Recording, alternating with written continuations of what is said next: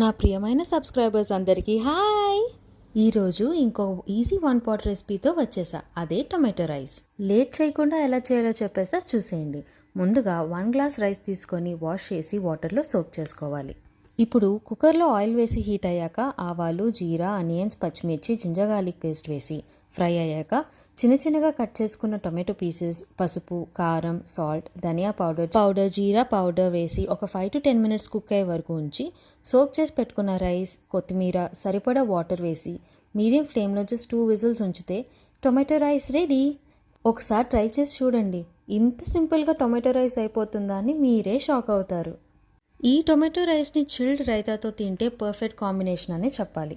ఒక crazy fact ఏంటంటే, ఈ రెసిపీని నేను ట్రై చేసిన రోజు ఆఫీస్ వర్క్ చాలా పిచ్చగా ఉంది. అది ఉండడం వల్ల అసలు కుక్ చేసే ఓపిక లేనే లేదు. కానీ ఈ టొమాటో రైస్ రెడీ అయిపోయింది, ఫటాఫట్ టేస్ట్ చేసిన రివ్యూ మీకు చెప్దాం అనుకున్నా. ఇదిగో ఇలా కామెడీగా నా నోరు కాల్చుకున్నా. కానీ నిదానంగా తింటే నెక్స్ట్ లెవెల్ టేస్ట్ ఉంటుంది. మీకోసం ఈ రెసిపీ చాలా సింప్లిఫై చేసి చూపించా కాబట్టి హ్యాపీగా లంచ్ ఆర్ డిన్నర్కి చేసుకో. ఇంకా ఏ రెసిపీస్ చూడాలనుకుంటున్నారో కామెంట్ చేయండి. Keep smiling, subscribe for more. Me Priya signing off.